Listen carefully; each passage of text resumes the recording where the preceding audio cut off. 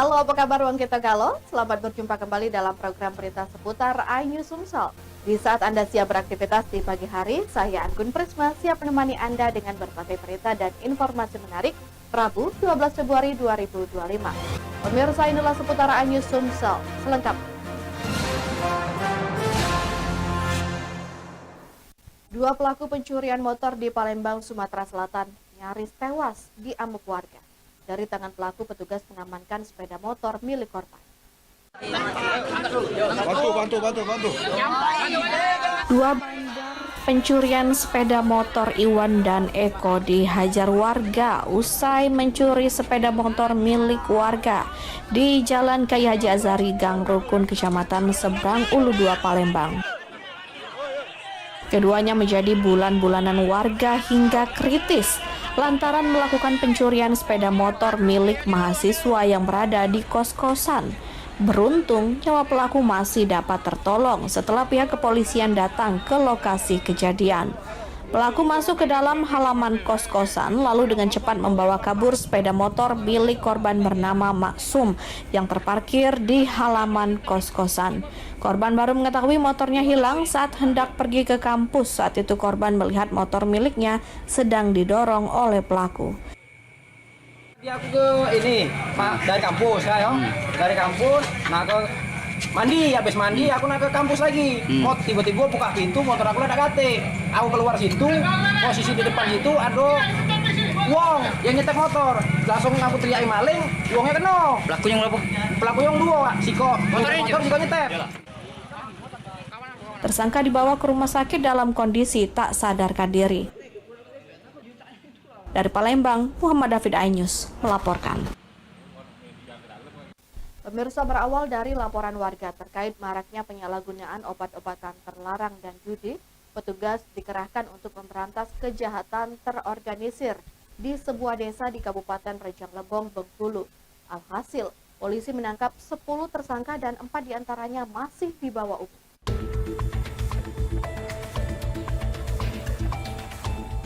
Lebih dari 200 personel gabungan Polres Rejang Lebong, Polda Bengkulu, dan Brimob menggerebek desa Kampung Jeruk, Kecamatan Binduriang yang dijadikan kampung narkoba. Penggerebekan besar-besaran ini untuk menutup jalan pelaku melarikan diri dan mempercepat proses penangkapan. Polisi juga menyasar sebuah rumah yang disebut sebagai pusat judi konvensional milik salah satu warga. 3 orang menjadi target polisi. Namun polisi justru mengamankan 10 orang dan 4 diantaranya masih anak-anak. Hasil penggerebekan, polisi mengamankan puluhan paket narkoba berbagai jenis, senjata tajam, dan 1 buah senjata api beserta 4 peluru.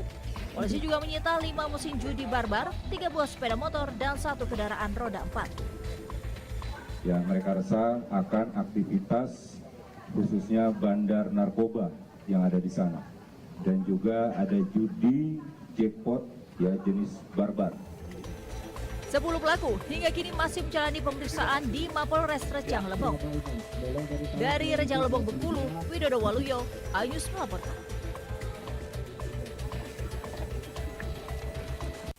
Satreskrim Polres Metro Jakarta Utara membongkar praktik pengoplosan gas 3 kg menjadi gas 12 kg di Kelapa Gading, Jakarta Utara. Tak tanggung-tanggung, para pelaku mendapatkan omset mencapai miliaran rupiah.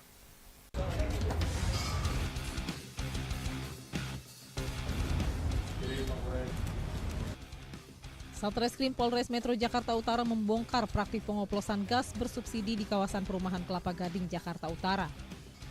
Ketahui para pelaku mengoplos gas melon bersubsidi menjadi LPG 12 kg hingga gas 50 kg demi meraup keuntungan. Dari penggerebekan, polisi mengamankan 220 tabung gas 12 kg, 82 tabung gas 50 kg, dan 70 tabung gas 3 kg, serta 1 pelaku pengoplosan. Kapolres Jakarta Utara, Kombes Pol Ahmad Fuadi mengatakan pelaku ternyata telah melakukan pengoplosan sejak 2023, di mana pelaku mengambil keuntungan mencapai Rp400.000 per tabung gas LPG. Tak tanggung-tanggung, para pelaku mendapatkan omset mencapai miliaran rupiah. Adanya penyalahgunaan LPG atau istilahnya adalah dari gas 3 kg disuntik ke gas 12 kg ya, sehingga pelaku ini mengambil keuntungan dari adanya gas subsidi dari pemerintah. Pelaku kini terancam hukuman penjara maksimal 6 tahun dan denda sebesar 60 miliar rupiah. Diharapkan pemerintah melalui instansi terkait serius memberantas praktik kecurangan pengoplosan gas LPG bersubsidi yang bisa merugikan masyarakat kecil. Dari Jakarta, Sofyan Firdaus, iNews melaporkan. Polisi menangkap 2 pelaku pembuatan rekening bank yang menggunakan data orang lain dengan bantuan aplikasi kecerdasan buatan atau artificial intelligence. Para pelaku menggunakan rekening tersebut untuk transaksi di toko online.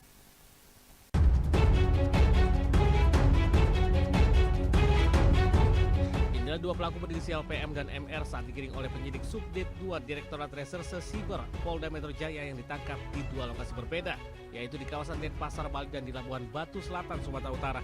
Kedua pelaku melakukan aksi pembuatan rekening bank dengan mencuri data orang lain yang dikenalnya dari media sosial.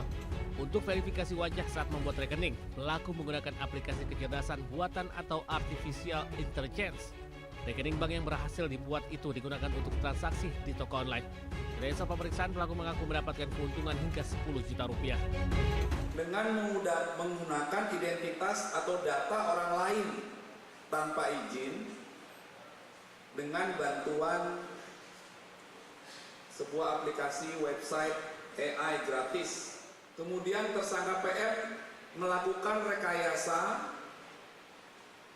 video verifikasi wajah dengan maksud dan tujuan agar video verifikasi wajah tersebut dianggap sebagai pemilik data diri yang sebenarnya, sehingga akun aplikasi perbankan tersebut dapat diakumulasi. Untuk mempertanggungjawabkan perbuatannya, kedua pelaku dijerat dengan pasal Undang-Undang ITE dengan ancaman hukuman 12 tahun penjara. Dari Jakarta, Helmi Sanyabati, iNews melaporkan. Kami akan hadir dengan informasi hujan es terjang pemukiman warga sesaat lagi.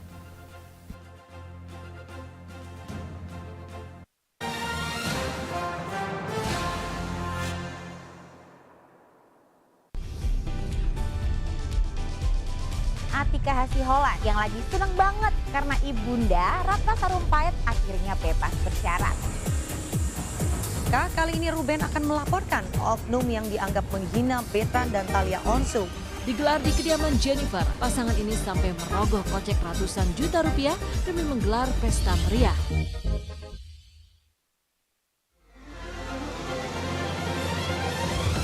Tim gabungan kembali mengevakuasi korban kecelakaan bus Wijaya. Pemirsa, polisi akan mengumumkan hasil uji balistik penembakan gedung DPR. Pemirsa, razia minuman keras di Tangerang, Banten diwarnai kejar-kejaran polisi dan beberapa pemuda mabuk.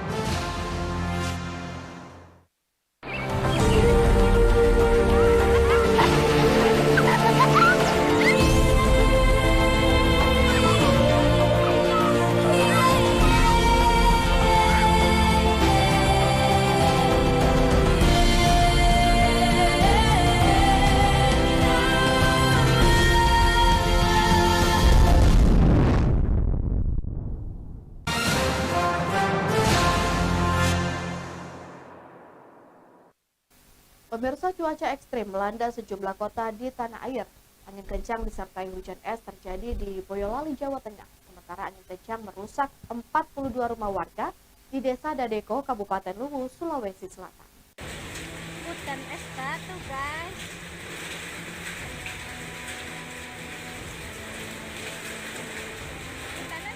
Fenomena hujan es terjadi di Kecamatan Sambi, Boyolali, Jawa Tengah. Fenomena ini sempat membuat warga panik. Pasalnya, selain angin yang kencang, butiran es yang jatuh di atap rumah warga mengeluarkan suara keras. Akibat terjangan hujan es membuat sejumlah pohon tumbang, hingga kemacetan terjadi selama 2 jam di Kecamatan Bajudono dan Simo. Menurut data BPBD, ada 6 rumah warga rusak tertimpa pohon.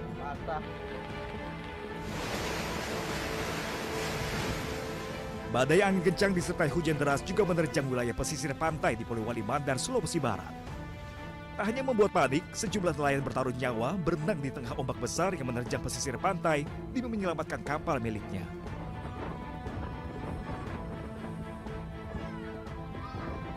Sebagian kapal berhasil dievakuasi ke tempat aman karena nyaris tenggelam lantaran kuatnya angin. Namun ada pula sejumlah perahu yang tidak sempat diselamatkan hingga rusak dan juga patah. Jadi ini ada musibah ya, angin puting beliung ya. Sementara pasca terjangan puting beliung melanda desa Gondosuli, Kecamatan Kare, Madiun, Jawa Timur, puluhan rumah dan kios rusak. Sejumlah kios pedagang porak-poranda hingga ambruk tengah jalan karena terhempas kencangnya angin yang datang bersama hujan.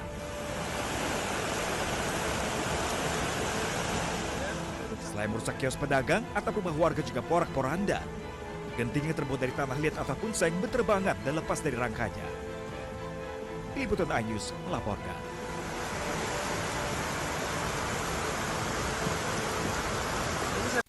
Kita ke informasi selanjutnya, pemirsa, sejumlah buaya muncul di area tambak warga di Dusun Telosor, Desa Kedung Pandan, Jabon, Sidoarjo, Jawa Timur.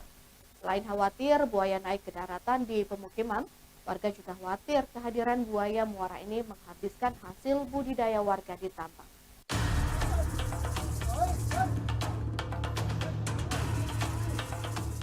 Warga Dusun Telocor, Desa Kedung Pandan, Jabon, Sidoarjo, Jawa Timur diresahkan dengan kemunculan sejumlah ekor buaya muara di tambak milik warga.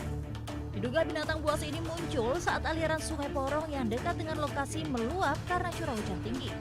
Buaya biasanya terlihat di permukaan ditandai dengan gelombang udara. Kemudian buaya muncul mulai siang hingga malam hari. Warga resah, buaya bisa menghabiskan udang, kepiting, dan ikan bandeng hasil budidaya warga di tambak. Selain itu, lokasi yang tak jauh dari permukiman semakin mengkhawatirkan warga jika buaya naik ke daratan. Rata-rata siang dan sore. Ya, kami sebenarnya sudah berkoordinasi. Kemarin informasinya ada dari pihak damkar yang mencoba untuk mengevakuasi, tapi masih belum berhasil.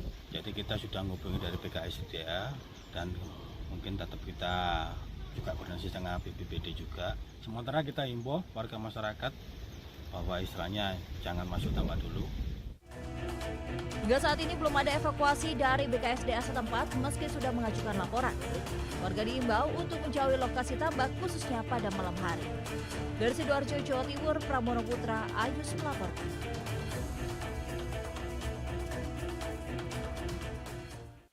Kecelakaan yang melibatkan truk, 2 mobil dan sepeda motor menyebabkan 3 korban jiwa di ruas Jalan Raya Sekardadi, Kabupaten Bangli, Bali.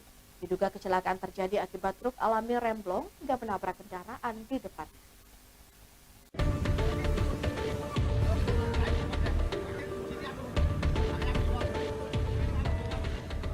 Beginilah kondisi truk tronton bermuatan semen yang terguling setelah sebelumnya menabrak 2 mobil, sepeda motor, warung, dan pohon perindang di Jalan Raya Sekardadi, Kabupaten Bangli, Bali.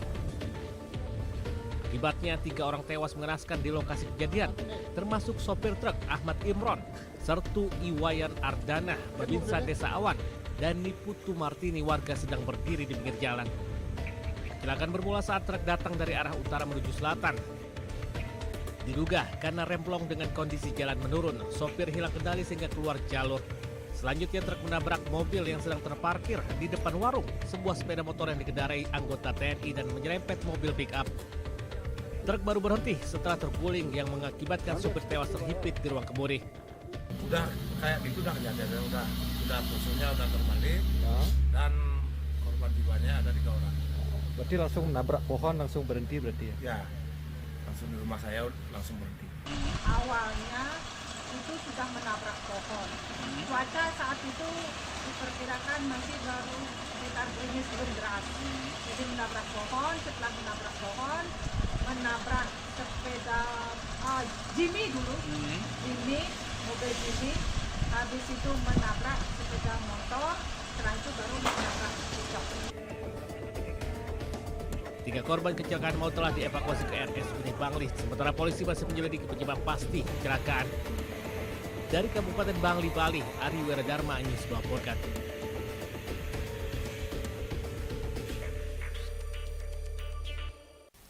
Pemirsa, Oleh Romney resmi menjadi warga negara Indonesia. Usai proses pengambilan sumpah di Kedutaan Besar Republik Indonesia di London, Inggris, Sabtu malam.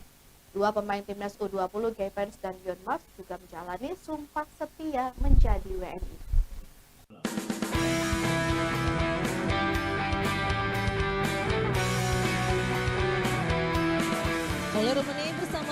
Steven dan Dion Marks dengan hikmat mengikuti acara pengambilan sumpah menjadi warga negara Indonesia di Kedutaan Besar Republik Indonesia di London, Inggris Sabtu malam. London dipilih menjadi pengambilan sumpah karena Ole Romane masih aktif sebagai pemain Oxford United. Ketua PSSI Erick Thohir mengucapkan alhamdulillah dan atas lancarnya proses naturalisasi. Ucapan terima kasih disampaikan kepada DPR RI, Kemenpora, Kemenkumham, dan yang membantu terlaksananya naturalisasi. Kehadiran Ole Romane sebagai striker diharapkan mampu menambah amunisi dan daya gedor serangan timnas di bawah pelatih Patrick Kluivert. Dalam lanjutan kualifikasi Piala Dunia 2026 zona Asia, skuad Garuda dalam waktu dekat akan melawan Australia di Sydney Stadium dan Stadion Gelora Bung Karno melawan Bahrain. Diharapkan kehadiran pemain naturalisasi ini membawa dampak positif kepada timnas senior dan timnas U20.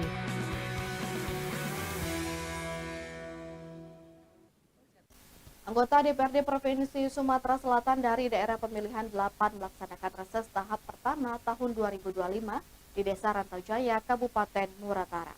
Kegiatan reses ini bertujuan guna menyerap aspirasi masyarakat secara langsung. Anggota DPRD Provinsi Sumatera Selatan Dapil 8 yang meliputi Kabupaten Musirawas, Musirawas Utara, dan Kota Lubuk Linggau menggelar reses pertamanya di tahun 2025 di Desa Rantau Jaya, Kabupaten Muratara. Kegiatan ini guna menyerap aspirasi dan keluhan warga secara langsung untuk memperkuat komunikasi antara wakil rakyat dan konstituen mereka di wilayah tersebut. Kegiatan reses ini dikoordinator oleh Muhammad Al-Amin didampingi anggota Dapil 8 yakni Thoyib Rakembang, Eva Ria Novianti, Bembi Perdana, Rika Novlianti, dan Rita Suryani. Kehadiran para anggota legislatif ini disambut antusias oleh masyarakat dari berbagai elemen seperti Camat Karangjaya, Kepala Desa, seluruh perangkat desa. Reses ini menjadi momen penting untuk mempererat hubungan antara pemerintah daerah dan masyarakat.